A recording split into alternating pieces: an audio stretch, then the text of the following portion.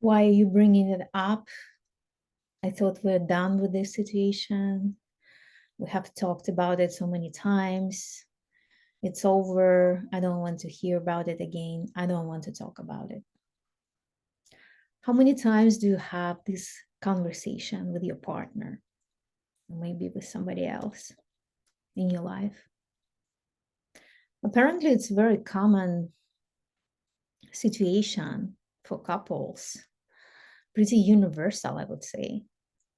It comes up a lot in my work with couples, and I'd like to share a few insights about how to navigate it and how to understand it, because it happens due to our differences, the way we are wired.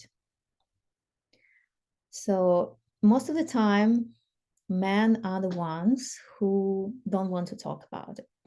They don't want to bring it up. They don't want to look at the past, even sometimes if it's not resolved. And then if they feel it is resolved, that has to be done and closed, like a closed chapter.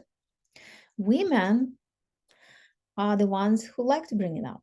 It's usually just pretty unpredictable. Sometimes it just pops up and women like to talk about it, right? They bring up something that happened in the past, and they might use it as an example of how they feel or navigate the present situation as well.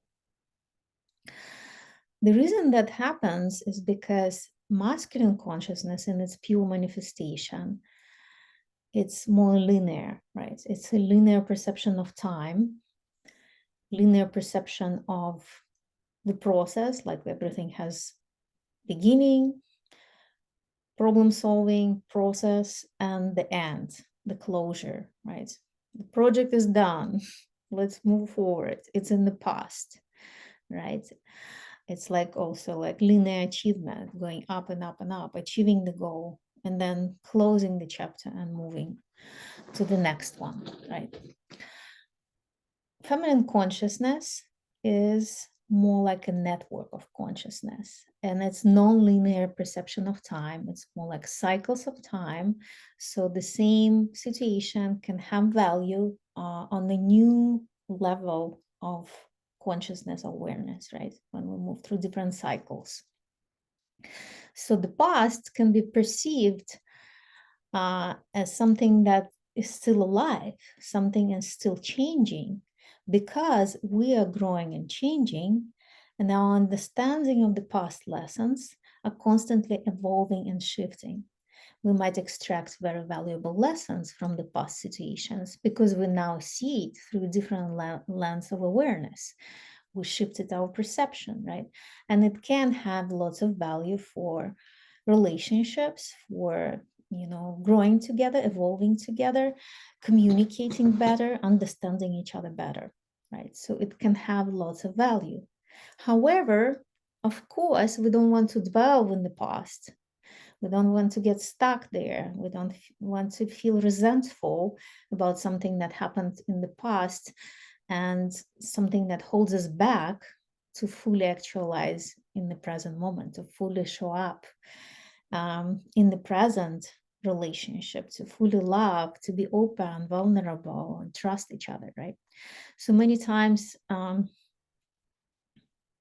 something can be like resolved just on one side. Like usually it's men who want to let it go and drop it or just drop it, and the women are the ones who hold on to stuff, right? Because we are more sensitive, we are more discerning, we are more subtle with our perception, and we want a more like refined version of resolution and understanding, right?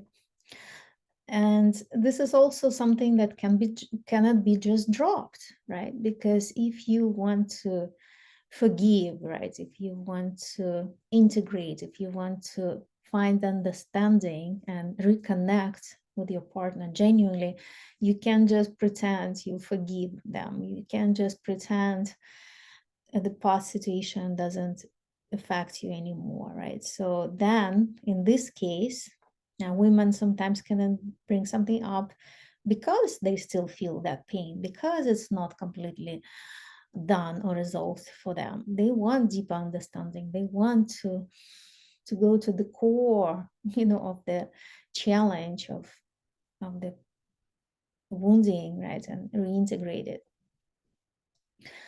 And in this case, we need to create safe space for that process, because there is no way that can be dropped. It will create more walls of separation if we decide to do so. And that happens with so many people, right? With so many families, and with so many couples. It just creates that separation, and it feeds the resentment. So this is not the way to go.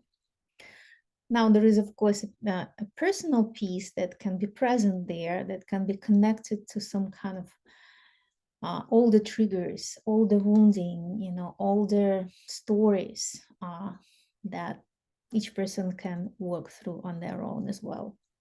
So this situation is very complex, and beforehand we need to understand that we want to build a bridge between feminine and masculine. We don't want to create that confrontations like my way or your way, right? It's like it's non-linear or linear approach to life and relationships and time, right?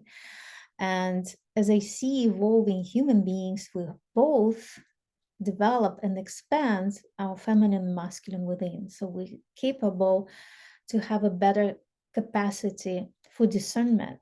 Okay, what is really happening? What's real right now? Why this situation from the past comes through?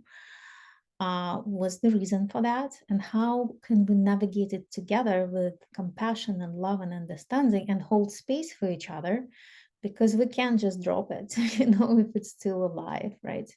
Or we can maybe extract those lessons and reintegrate them on a new level of awareness together, right? When I shared that with my partner, it was very insightful for him. It's like, wow, I never thought about that this way, that we can use our past for continuous growth, right? It's like history, human history. You don't just drop it, you don't erase it, you don't forget it, you don't just leave it in the past. You keep learning from human history. As we evolve, our understanding of human history is also shifting and evolving. So I hope these insights were helpful for you today.